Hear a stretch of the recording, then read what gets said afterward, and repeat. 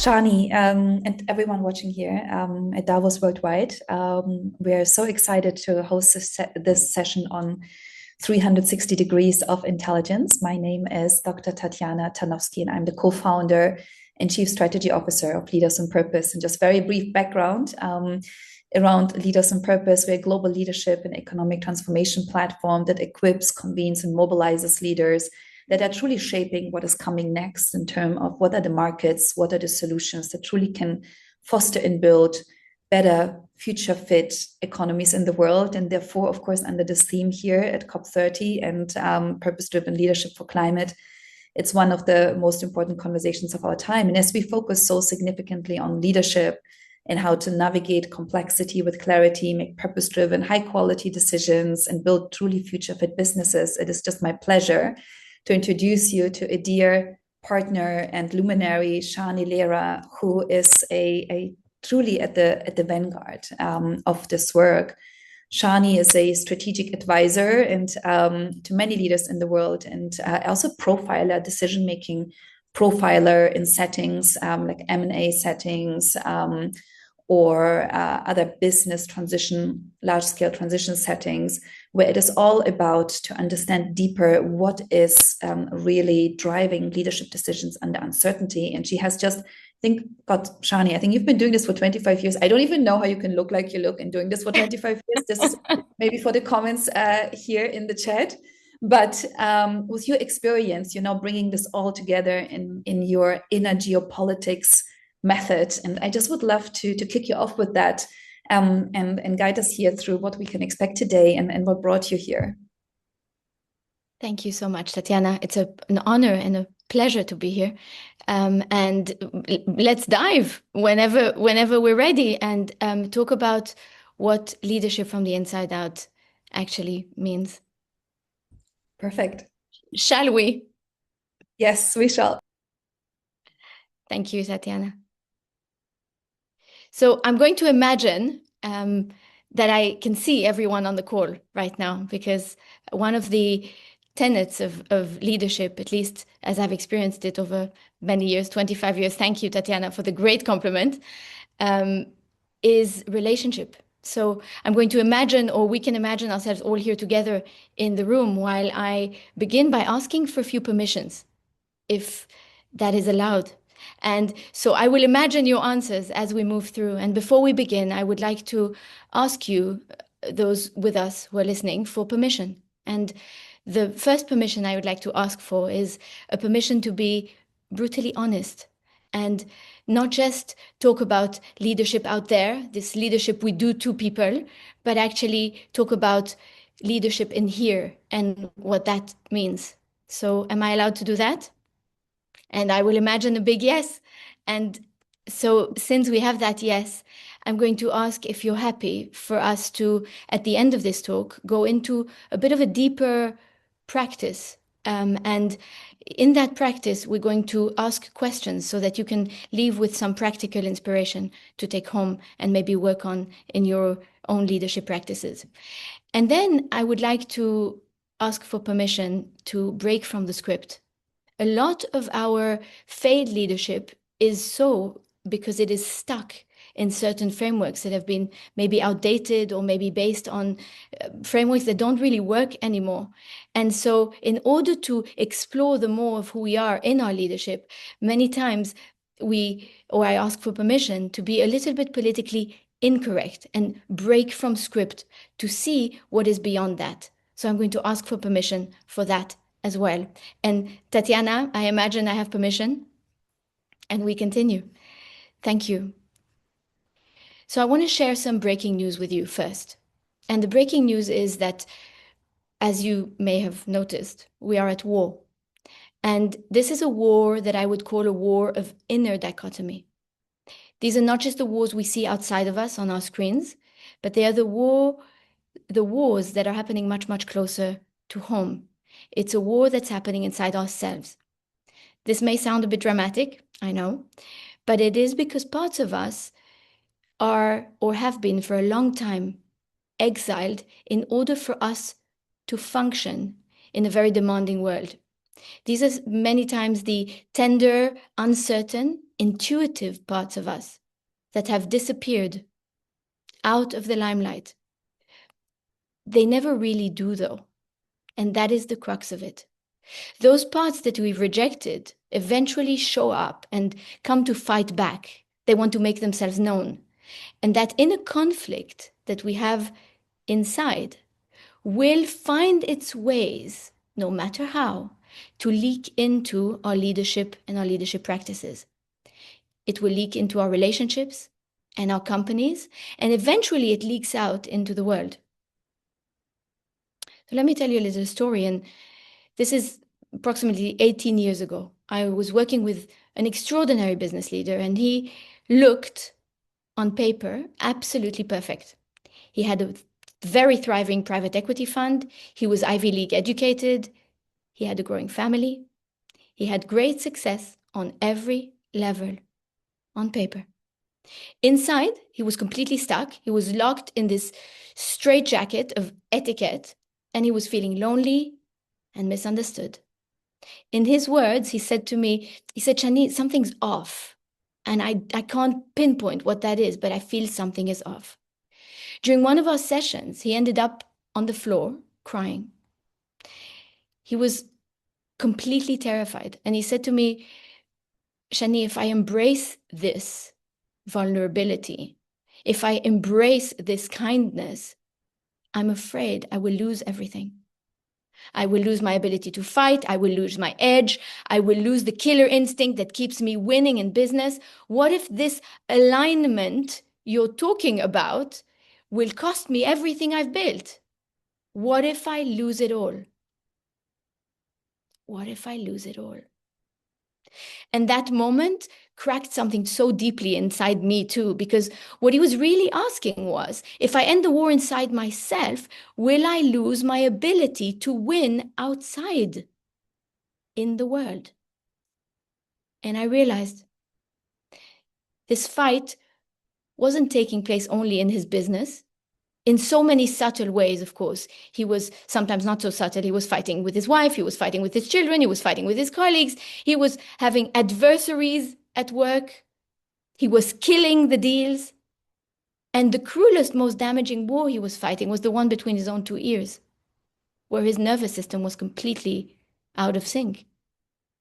What he had realized in that moment by his direct experience and his courage was that having divorced parts of himself, he had not only lost them in him, he had lost the ability to see them in the people he was leading, his family, his friends, especially the people he loved most, really. When we lose the empathetic, the intuitive listener because we had to push it away somehow, in childhood, or because of society, or because of how things should be, or because of how the business world needs to work, we can only see part of reality. And our decisions become based only on what we see. Can you see? This bias inside of myself creates the bias outside of myself. Because if I can't bear my own vulnerability, how could I possibly tolerate it in other people? If I judge my own uncertainty before big decisions, how will I not crush this uncertainty in someone else? If I am blind to my own feelings, how can I have compassion towards others? Can you see? Inner war, outer war. What if the only way to bring sustainability down to earth through thriving systems that honor our planet were actually to reconcile and bring balance to the parts inside of us that we broke off from first, through our conditioning or trauma, many things that we have an abundance of on our beautiful planet. Until this game of judgment ends, and this is something I've case studied with many extraordinary individuals throughout the years, until this game ends, the game of blame, of shame, of self or other, exactly like the courageous man I told you about did. When we finish this game, we start understanding that winning, truly winning, lies in overcoming these patterns and in claiming our whole 360 degrees of intelligence and of insight, freeing up a lot of energy that has been stuck in sustaining mere masks that work outside, from the surface out, rather than from the inside out. When we go a bit deeper and come from the inside out, we become stewards of a win, and win for all, inside and out. Carl Jung, the founder of modern psychology, said, "Who looks inside dreams." Sorry, excuse me, correction. Who looks outside dreams. Who looks inside awakes. What if every leader had the courage to look inside? How would our relationships evolve? How would our businesses evolve? How could our relationship with our planet evolve? And how, as a result of all of that, does our world change for the better? In your good hands. This is what I call 360 degrees of intelligence. It is what happens when you become courageous enough, like this man I shared about, to include the whole picture. Then we begin to see a whole new world of possibility, not just instinctive fight or flight, not the linear only thinking, the rational, the numbers, the strategy. They're very important, but not just those. This is when the right brain and the left brain start working together, when the intuitive and the inclusive and the ecosystemic you, which our world so needs at this time, can finally come on board and maybe even join the board meetings. Extraordinary things happen then. This is when you can become integrated beyond intellectual understanding only into your direct collective experience, into a new way of being as one with the planet. 360 degrees of intelligent in leadership is leadership with a vision that is sustainable, inclusive, expansive. It's how we as leaders stop surviving and start creating thriving ecosystem. This man, by the way, who was crying on the floor, managed to not only create a new relationship with his wife, a renewed one, like a second marriage, and fall in love again. He didn't only manage to become a better father to his children, much more present. His business went from a few 100 million to a few billion a year and became more sustainable at the same time.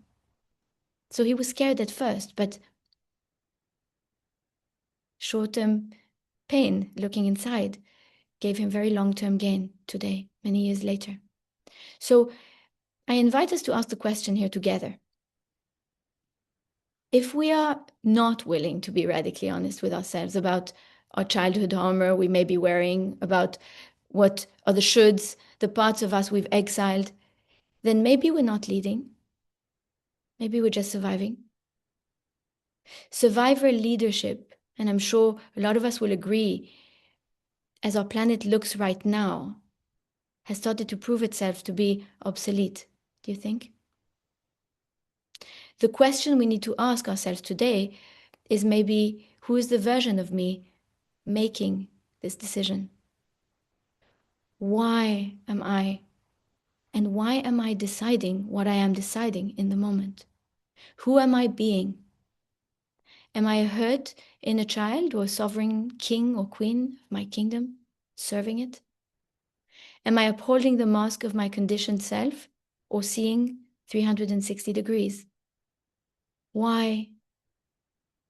Am I ticking boxes of what is expected of me, or am I moving with purpose to serve what I meet, to assist in its evolution, rather than taking from it to aggrandize myself and contribute to its depletion or decline?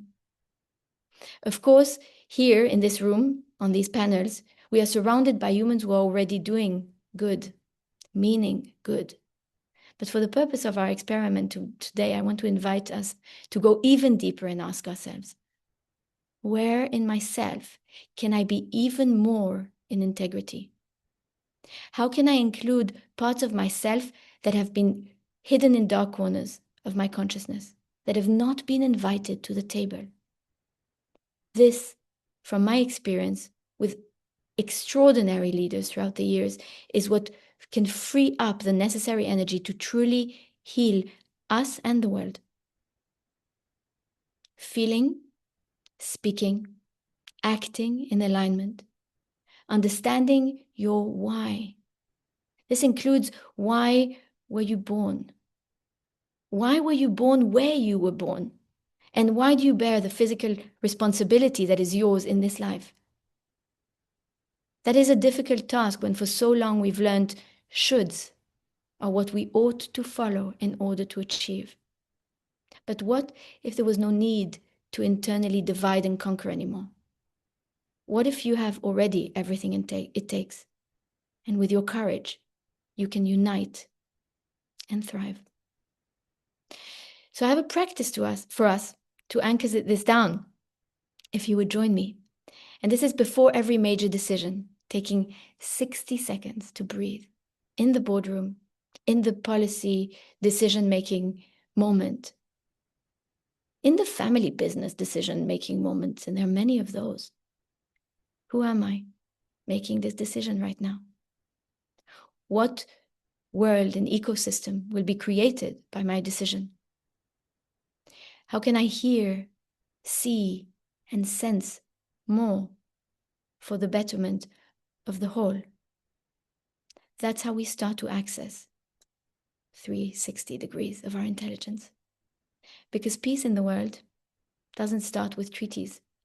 It starts with a treaty you sign with you, with the policy you agree to with you, with the aligned action you take when no one is watching but you. Those thoughts, the words, and the actions that bring you peace, honesty, vulnerability are the ones that will be inviting your whole self to the decision table. Ending the divide inside, clearing our own biases toward ourselves, really, and begin to see, truly see. And when we see with 360 degrees, leading with purpose becomes unavoidable. And you can finally, truly lead. Thank you. Shall we have some fun now? Together. I'm going to imagine a yes. Yes, we have 6 minutes left, and I think we have a couple people watching. So let's do it. Thank you so Yes. much, Shani. Thank you, Tatiana. I will share my screen for this purpose, so we can have this. I'm sure this is being recorded, so it stays there. And maybe invite us to a moment of breath, to take these 60 seconds that we spoke about just now. And in this moment, just closing our eyes for a moment and just checking in, and checking in and asking ourselves, how am I feeling right now? How is my body doing with the information I've just received? What's the sense here?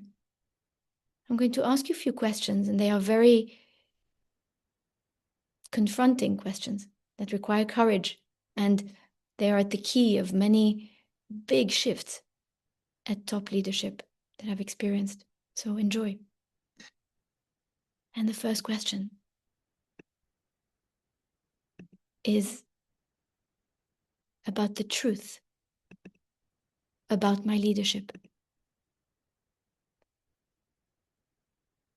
What is the truth about my leadership? And you may have a sentence come up or show itself to you. And whatever that is, without judgment, just making note of it, maybe taking a moment to write it down.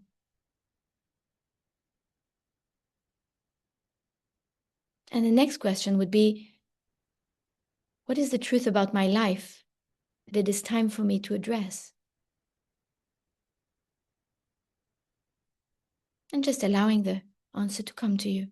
What is a truth that is time to address?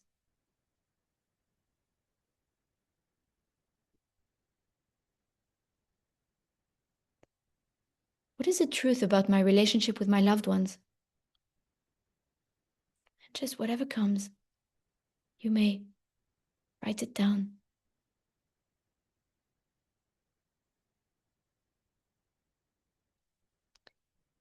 What is the truth about my relationship with the planet? What is the truth about my relationship with the planet?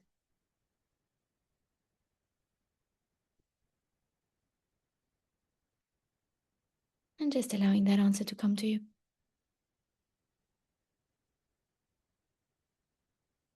In order to lead with 360 degrees, the first requirement is for us to be truthful with ourselves. Then we can stand upon that honesty of self and come out to lead with a solid foundation that can bring lasting, sustainable change. And so I invite you to take a nice deep breath and come back. We have another 3 minutes. Maybe we can do a little internal Q&A. Welcome back. And thank you. Thank you so much, Shani, for guiding us through this. And we have witnessed your work, and Leaders on Purpose really started as this research study out of Harvard with my incredible co-founder, Krista, who I believe is here also in the audience, and working on this high level, strategic level with the World Bank presidency. And now over these 8-9 years, we are very strongly focused on strategic systems design, bringing leaders together around future business opportunities and future markets. And I would say since a couple of years now, we really, really see the hunger and the drive given the time that we live in right now. Because now learning the leadership skills that are truly empathic and truly purpose-driven and truly cut through complexity in a time that we live in, besides all the noise and the technological forthcoming, but also to see the opportunities with clarity, it's essential.